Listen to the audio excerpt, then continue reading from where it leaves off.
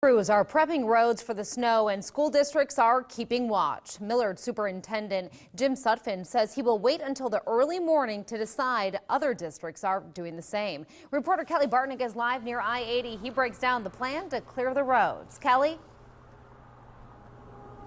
Jenny, we've been outside much of the day here off and on, and I can tell you the main difference now between just a few hours ago is the temperature. Things have really dipped, which you'd expect here when the sun goes down. We're also feeling just a little bit more wind here blowing. Now, we are along I-80, as you mentioned. If you take a look, you can see traffic still flowing pretty freely there. The roads are dry, most of the major streets and roads through town, but anything with a little bit of water on them is going to freeze tonight. City crews are still digging out from the weekend storm. There's potential that that will all stop here as the snow falls in the morning. That's when they plan to go back to those major roads just to keep them clear. Now, right now, Omaha street crews are in a holding pattern, they tell us, waiting for all of this snow to fall. Street maintenance engineer Scott McIntyre says they'll work to pre-treat major roads, hopefully to help them get ahead of the snow removal process. The city has been through just about every neighborhood since the snow fell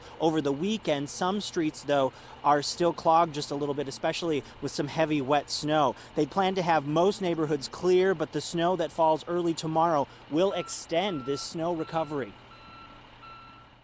We send crews into areas, into their assigned routes, and they'll do the best they can, and we'll get whatever removal we're going to get under the conditions that exist at the time we start plowing.